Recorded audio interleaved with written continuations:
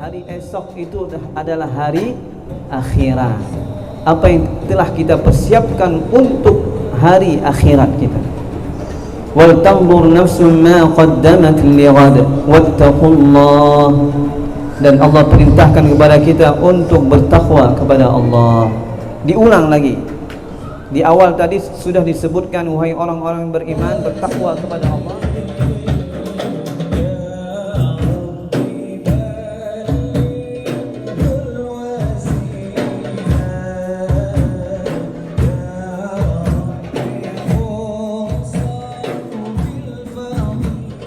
Assalamualaikum warahmatullahi ta'ala wabarakatuh. Alhamdulillah, salatan wa salaman ala rasulillah sallallahu alaihi wa ala alihi wa sahbihi ajma'in. Rabbi syrah li sadri wa yassir li amri wa hlul 'uqdatam min lisani yafqahu qawli. Alhamdulillah, bersyukur kepada Allah Subhanahu wa taala sampai saat ini kita semuanya sehat walafiat. Semoga Allah terus memberikan kepada kita nikmat sehat, sehingga dengan nikmat tersebut kita ini bersungguh-sungguh beribadah kepada Allah Subhanahu wa taala. Salawat dan salam kepada Nabi kita Nabi besar Muhammad sallallahu alaihi wasallam, kepada keluarganya, sahabat-sahabatnya dan seluruh pengikutnya ila yaumil qiyamah. Bapak Ibu jamaah yang dirahmati Allah, tengku-tengku, gure-gure dan seluruh jamaah salawat nurun Nabi yang dirahmati Allah Subhanahu wa taala. Tidak terasa kita sudah memasuki tahun 2024. Artinya bertambah umur kita, tetapi berkurang jatah hidup kita. Semakin sedikit jatah hidup kita, semakin berkurang. Artinya kita semakin dekat dengan kematian. Yang paling dekat dengan kita adalah kematian kita. Apakah kita mempersiapkan itu? Dan kematian itu adalah hak, pasti. Tidak ada seorang pun yang bisa mencegah kematian. Jadi tugas kita adalah mempersiapkan kematian tersebut. Hadirnya kita di majlis seperti ini salah satu cara kita untuk mempersiapkan kematian kita, bahwa sesungguhnya kita akan kembali kepada Allah Subhanahu wa taala. Untuk itu mari sejenak kita tafakkur, kita muhasabah. Ada ayat Al-Qur'an di mana Allah Subhanahu wa taala memerintahkan kita untuk menghisab diri kita sendiri, di mana Allah Subhanahu wa taala berfirman di dalam surah Al-Hasyr, A'udzu billahi minasyaitonir rajim. Bismillahirrahmanirrahim. Ya ayyuhalladzina amanu taqullaha wal tanzur nafsum ma qaddamat lighad wattaqullaha innallaha khabirum bima ta'malun. ولا تكونوا كالذين نسوا الله فأنساهم أنفسهم أولئك هم الفاسقون. Allah Subhanahu wa taala berfirman, wahai orang-orang yang beriman, bertakwalah kepada Allah, dan hendaklah kalian ini memperhatikan apa yang telah kalian perbuat untuk hari esok. Wal tanzur nafsum ma qaddamat lighad. Allah perintahkan kita, hendaklah kita ini memperhatikan apa yang telah kita perbuat untuk hari esok. Hari esok itu apa? Hari ini hari apa? Minggu, Senin. Apakah besok Selasa? Bukan itu yang dimaksudkan. Hari esok itu adalah hari akhirat. Apa yang telah kita persiapkan untuk hari akhirat kita. Wal tanzur nafsum ma qaddamat lighad wattaqullah. Dan Allah perintahkan kepada kita untuk bertakwa kepada Allah. Diulang lagi. Di awal tadi sudah disebutkan, wahai orang-orang beriman, bertakwa kepada Allah. Dan Allah ulang lagi, wattaqullah innallaha khabirum bima ta'malun. Sesungguhnya Allah ini sangat teliti. Apa yang kita perbuat semuanya Allah tahu. Kemudian Allah mengatakan, wala takunu kalladzina nasullaha fa'ansahum anfusahum. Janganlah kalian ini seperti orang yang lupa kepada Allah. Kalau kita lupa kepada Allah, maka Allah akan membuat kita lupa kepada diri kita sendiri. Dan mereka lah orang-orang yang fasik. Marilah kita sama-sama menghisab diri kita, mengevaluasi diri kita. Wahai orang-orang beriman, bertakwa kepada Allah, takutlah kepada Allah. Takut untuk melakukan sesuatu yang bertentangan dengan agamanya Allah. Hendaklah kita patuh kepada Allah, melaksanakan apapun yang diperintahkan oleh Allah Subhanahu wa taala dan meninggalkan apapun yang dilarang oleh Allah Subhanahu wa taala. Dan kita ini hendaklah setiap diri kita, mari kita memperhatikan, kita fokuskan diri kita untuk hari esok kita. Apakah kita sudah mempersiapkan hari untuk akhirat kita? Maknanya apa? Sejauh mana ibadah kita kepada Allah Subhanahu wa taala? Amal ibadah kita, apakah kita sudah persiapkan dengan sebaik-baiknya? Amal yang baik, amal yang saleh, amal yang bisa diterima di sisi Allah Subhanahu wa taala. Untuk itu para ulama mengatakan ada 4 hal yang mesti kita introspeksi diri kita. Yang pertama adalah niat. Sebagaimana Rasulullah sallallahu alaihi wasallam bersabda, innamal a'malu bin niyyah. Sesungguhnya amal perbuatan kita tergantung pada niatnya. Wa innama likulli imri'in ma nawa. Dan kita mendapatkan sesuai dengan apa yang kita niatkan. Jadi segala sesuatu, apapun amalan kita, niat kita harus benar, harus ikhlas karena Allah Subhanahu wa taala. Apapun itu. Apakah kita, amal kita dalam keadaan kita beribadah kepada Allah, ataupun amal kita hari-hari kita bekerja, dan itu pun harus ditujukan untuk Allah Subhanahu wa taala, untuk akhirat kita. Apapun pekerjaan kita, apakah kita sedang mencari nafkah, bekerja di dunia ini, tapi niatkan untuk akhirat. Segala sesuatunya untuk akhirat kita, bukan untuk dunia. Ketika kita niatkan untuk akhirat, dunia pasti akan kita dapatkan. Tetapi kalau kita kejar hanya dunia, jangan harap akhirat itu akan kita dapatkan. Jadi segala sesuatu itu, wa ma umiru illa liya'budullah mukhlishina lahuddin. Tidaklah kita diperintahkan untuk beribadah kepada Allah kecuali mukhlishina lahuddin, ikhlas karena Allah Subhanahu wa taala. Rasulullah sallallahu alaihi wasallam mengatakan segala sesuatu itu sangat tergantung dengan niat. Maka mesti setiap orang itu menata niatnya dengan baik dan ikhlas. Sebagaimana sambungan dari hadis ini, faman kanat hijratuhu ila Allah wa rasulih fa hijratuhu ila Allah wa rasulih. Barang siapa yang hijrahnya untuk Allah dan Rasulnya, maka dia akan mendapatkan Allah dan Rasulnya.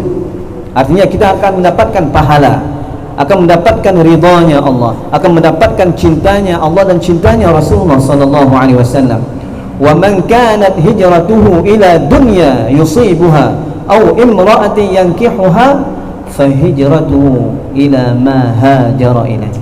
Kalau niat kita hijrah untuk dunia, semata untuk dunia, maka kita akan mendapatkan dunia saja, tidak mendapatkan nilai pahala di sisi Allah Subhanahu wa taala. Atau niat hijrah kita untuk mendapatkan perempuan yang ingin kita nikahi, maka hanya itu yang kita dapatkan. Kita tidak mendapatkan pahala di sisi Allah Subhanahu wa taala. Jadi dulu ada di zamannya Nabi Muhammad sallallahu alaihi wasallam seseorang yang ingin hijrah. Ummu Qais, dia ingin hijrah. Tapi sebelumnya dia dilamar oleh seseorang. Kemudian Ummu Qais mengatakan, "Saya akan terima lamaranmu. Engkau akan menjadi suamiku ketika engkau juga mau hijrah bersamaku ke Madinah." Maka calon suaminya ini, dia hijrah ini karena untuk mendapatkan istri. Kalau seandainya bukan untuk mendapatkan istri, maka dia tidak akan hijrah. Maka Rasulullah SAW mengatakan hijrahnya itu tergantung kepada niatnya. Maka kalaupun kita datang ke suatu tempat yang niatnya untuk mendapatkan sesuatu dari dunia, maka hanya itu yang kita dapatkan. Tapi kami yakin kita datang ke sini karena Allah, karena cinta kepada Allah, karena cinta kita kepada Rasulullah sallallahu alaihi wasallam. Kalau itu tujuannya, insya Allah banyak dunia yang akan kita dapatkan. Bukan hanya istri, bukan hanya suami. Karena alhamdulillah banyak juga di zawiyah ini, awalnya mereka datang ikhlas untuk berzikir, untuk bersalawat. Kemudian ketemu di sini, akhirnya Allah mempertemukan mereka sehingga menjadi pasangan hidup. Ini berawal dari niat yang ikhlas karena Allah Subhanahu wa taala. Tetapi Allah akan menguji kita. Setelah dapatkan di sini, jangan sampai malah niat awal sudah terlupakan. Kam tume darah baru, kam tume lintu kake, sehingga jarang untuk berzikir lagi, jarang bersalawat lagi. Nyojud, semakin bersemangat dalam beribadah kepada Allah Subhanahu wa taala. Jadi insya-Allah kalau niat kita benar, maka kita akan mendapatkan pertolongan dari Allah Subhanahu wa taala dan mendapatkan pahala di sisi Allah Subhanahu wa taala. Kemudian kita introspeksi diri terhadap apapun perintah Allah. Apakah selama ini kita sudah patuh kepada Allah, menjalankan apapun perintah Allah Subhanahu wa taala? Yang pertama apa? Perintah Allah yang paling penting apa? Salat. Ini harus kita lihat. Kita introspeksi diri kita, salat kita. Apakah salat kita sudah benar? Apakah salat kita sesuai dengan waktu-waktu yang ditentukan oleh Allah Subhanahu wa taala? Atau mungkin kadang-kadang kita melewati waktu yang sudah ditentukan oleh Allah Subhanahu wa taala. Jadi mari kita masing-masing menintrospeksi diri. Jangan sampai perintah Allah kita lalaikan, maka kita akan mendapatkan suatu ancaman.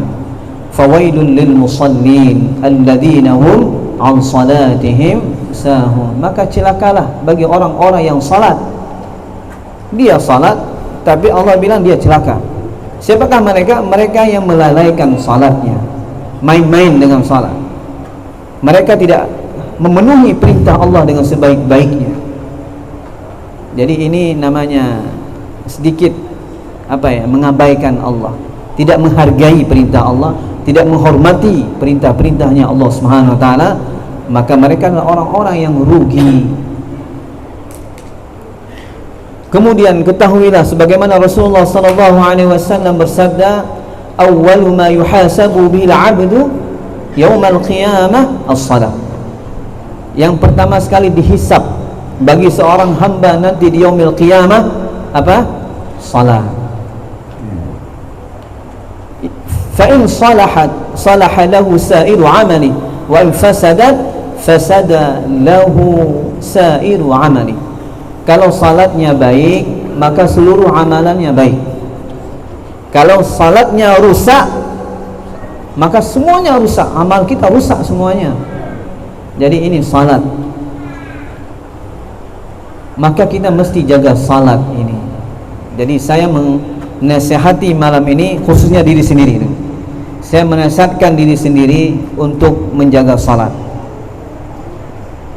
InsyaAllah di tahun 2024 ini kita semakin bagus ibadah kita, semakin bagus kualitas salat kita, waktu-waktu kita jaga, kita usahakan untuk berjamaah. Sebenarnya orang yang paling sayang dengan kita siapa? Orang yang betul-betul cinta dengan kita, salah satunya adalah orang yang mau mengingatkan kita akan salat. Ini orang betul cinta dia. Tapi kebalikan,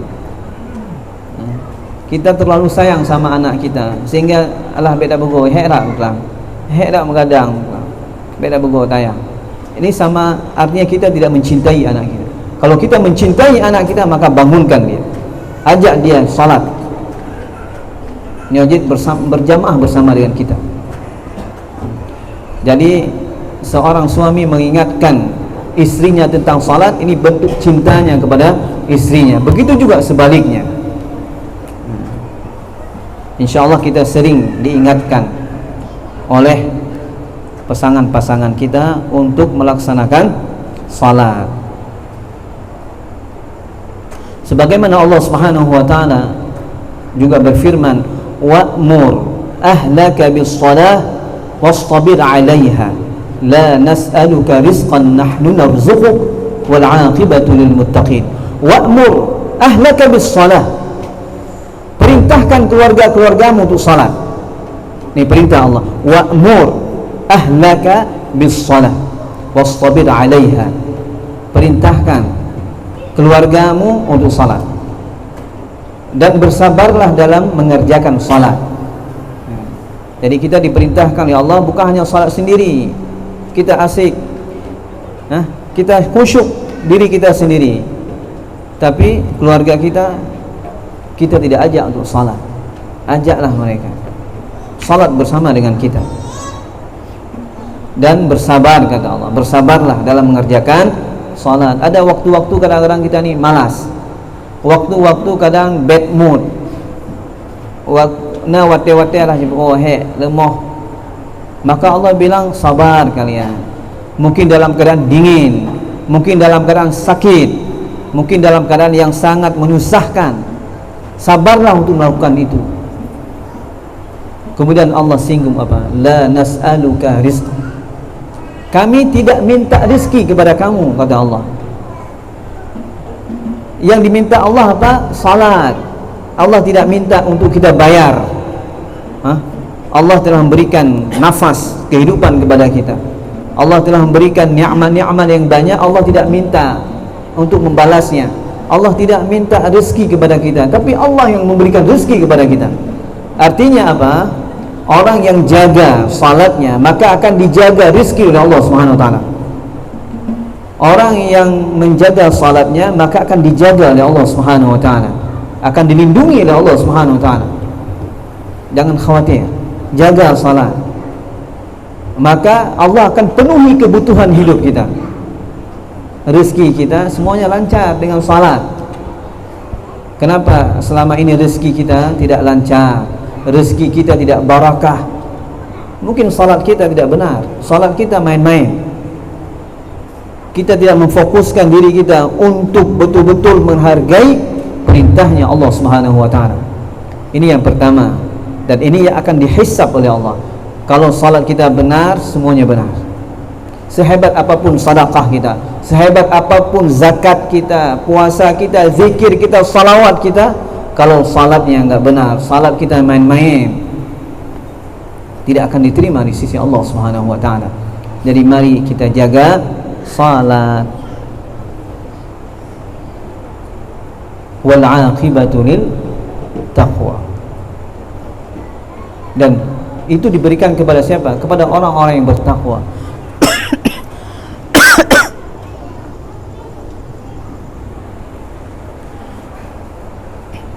Dan orang yang bertakwalah orang yang mampu menjaga itu. Jadi kita beriman tidak cukup beriman. Alhamdulillah semua kita beriman. Kemudian naik level ke takwa. Dengan takwa insya-Allah kita akan hidup ini lebih hati-hati. Takwa ini artinya apa? Takut. Takut kepada Allah. Takut mengecewakan Allah. Takut berbuat sesuatu yang Allah tidak senang dengan kita. Takut Allah kecewa dengan kita. Kita takut juga mengganggu orang lain. Kita takut juga untuk berbuat sesuatu yang merugikan orang lain. Jadi Allah ulang lagi, wattaqullah, bertakwalah kepada Allah. Sesungguhnya Allah ini khabir, Allah sangat teliti. Allah sangat teliti dan memperhatikan segala-galanya tentang diri kita. Kita tidak bisa lari dari pandangannya Allah Subhanahu wa ta'ala. Kemudian yang ketiga, kita introspeksi diri dari sesuatu yang dilarang oleh Allah, sesuatu yang diharamkan oleh Allah. Apakah kita sudah menjaga ini? Dan ini lebih berat ketimbang melakukan sesuatu apa yang diperintahkan oleh Allah. Kita sanggup salat, sanggup puasa, bahkan ibadah-ibadah sunnah yang lain kita sanggup. Tetapi ketika kita dijebak oleh syaitan, oleh nafsu, sehingga kita melakukan sesuatu yang diharamkan oleh Allah, ada tidak? Ada orang-orang yang sudah terlanjur melakukan dosa dan maksiat, dan dia tidak mampu melawan gejolak nafsunya sehingga dia melakukan kesalahan. Jangankan itu, kadang-kadang kita tidak bisa mengontrol mata kita, kadang-kadang kita tidak bisa mengontrol mulut kita. Sesuatu yang harus dijaga, hati kita. Mungkin kita belum bersih hati kita sehingga kita menyerang orang lain, atau kita masih ada sifat dendam sama orang, atau melakukan sesuatu yang bertentangan dengan agamanya Allah Subhanahu wa ta'ala. Maka ini perlu kita lihat kembali. Artinya apa? Kita senantiasa untuk bersegeralah bertaubat kepada Allah. Wa'ajjilu bit-taubah qabla an tamut. Sebelum datangnya kematian, maka bersegeralah kita mohon ampun kepada Allah Subhanahu wa ta'ala. Ada ayat Al-Quran di mana Allah Subhanahu wa ta'ala ini membicarakan tentang ada manusia-manusia yang durhaka kepada Allah. Disebutkan di dalam Al-Quran, Allah Subhanahu wa ta'ala berfirman, Ya ayuhal insan, ma gharraka bi rabbikal karim, alladhi khalaqaka fasawwaka fa'adalak, fi ayyi suratin ma sya'a rakkabak, kalla bal tukadzibuna bid-din, wa inna 'alaikum lahafizin kiraman katibin ya'lamuna ma taf'alun. Wahai manusia, apa yang membuat engkau ini terperdaya sehingga engkau ini durhaka melawanku, kata Allah. Durhaka terhadap Rabb yang maha pemurah. Alladhi khalaqaka fasawwaka fa'adalak. Tuhan yang pemurah, yang telah menciptakan kita ini dengan sempurna, dengan seimbang. Fi ayyi suratin ma sya'a rakkabak. Allah yang telah menciptakan kita ini sesuai dengan kehendaknya Allah, dengan susunan-susunan yang terbaik. Kemudian Allah bilang apa? Kalla bal tukadzibuna bid-din. Kalian ini malah durhaka kepada Allah, malah menentang Allah. Bahkan bukan hanya itu, tapi mendustakan akan hari kebangkitan nanti. Bal tukadzibuna bid-din. Padahal apa? Wa inna 'alaikum lahafizin. Dan sesungguhnya kalau kita mengetahui bahawa ada malaikat-malaikat yang menjaga kita, ada malaikat-malaikat yang mengawasi kita, kiraman katibin, yang malaikat yang mulia yang mencatat apapun yang kita kerjakan di dunia ini, mencatat sangat detil dicatat oleh malaikat ni sangat detail apa yang kita lakukan. Ya'lamuna ma taf'alun. Mereka ini, malaikat ini semuanya tahu apa yang kita kerjakan. Tapi manusia mendurhakakan Allah, melakukan sesuatu yang bertentangan dengan agamanya Allah Subhanahu wa ta'ala. Jadi insya-Allah kita ini sadar, kita menghisab diri kita sendiri bahwa ada malaikat di sekitar kita yang setiap saat memantau kita, menulis apapun yang kita lakukan. Maka kita akan hati-hati kalau kita menyadari malaikat tamping. Malaikat apa namanya? Raqib Atid. Ada malaikat yang senantiasa mengawasi kita, dia menulis sangat detail. Semuanya tahu malaikat apa yang kita kerjakan. Kalau kita muraqabah, menyadari ini, maka kita mungkin agak sedikit hati-hati karena kita selalu diawasi. Kemudian yang terakhir, apa yang harus kita hisab? Umur kita. Umur, waktu yang kita lewatkan, yang kita habiskan, dan itu akan dihisab oleh Allah, dan itu akan ditanyakan oleh Allah Subhanahu wa taala. Kemana waktu yang Allah berikan kepada kita, di mana kita gunakan waktu tersebut. Dan inilah ni'matani maghbun, dua nikmat yang sering dilalaikan, fihi ma katsir minan nas. Yang pertama apa?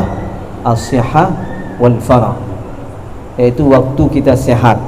Allah berikan waktu sehat kepada kita, dan juga kesempatan yang banyak, waktu yang banyak yang kita sia-siakan, di mana waktu itu tidak akan mungkin berhenti, tidak mungkin terulang lagi. Kita duduk seperti ini, tidak mungkin ini terulang lagi. Malam Selasa depan beda lagi, orangnya beda, suasananya beda, auranya beda, nur cahayanya beda, semuanya beda. Tempat duduknya juga mungkin beda-beda malam besok, malam Selasa depan, kecuali dia tanda tanda. Tapi beda auranya. Kalau kata Ustaz Kamil, aura. Jadi itu tidak akan bisa diulang kembali. Jadi yang berlalu sudah berlalu. Jadi ini yang sekarang. Marilah kita persiapkan segala sesuatu itu untuk akhirat kita. Makanya Rasulullah SAW mengatakan, orang yang paling cerdas, siapakah mereka? Mereka yang paling banyak mengingat mati dan paling bagus dalam mempersiapkan kematiannya. Amal untuk kembali kepada Allah Subhanahu wa taala. Semoga hadirnya kita di sini, insya-Allah kita diberkahi hidup kita. Insya-Allah yang hadir semuanya akan dimudahkan dalam beribadah kepada Allah Subhanahu wa taala, dijauhkan dari bala dan musibah, dijauhkan dari keburukan-keburukan nafsu dan keburukan duniawi, dan dijauhkan dari orang-orang yang jahat, dan dikumpulkan bersama dengan orang-orang yang baik, orang-orang yang saleh, orang-orang yang benar, orang-orang yang ahli ibadah. Dan insya-Allah Allah jadikan keluarganya keluarga yang baik, keluarga yang sakinah, mawaddah, warahmah. Amin ya rabbal alamin. Demikian, terima kasih. Wa minallahi taufiq wal hidayah. Wassalamualaikum warahmatullahi taala wabarakatuh. وصل وسلم على سيدنا محمد في النبيين، وصل وسلم على سيدنا محمد في المرسلين، وصل وسلم على سيدنا محمد في الملأ الأعلى إلى يوم الدين، وصل وسلم على سيدنا محمد وعلى آله وصحبه أجمعين. ولقد أشرت لنعت من أوصافه تحل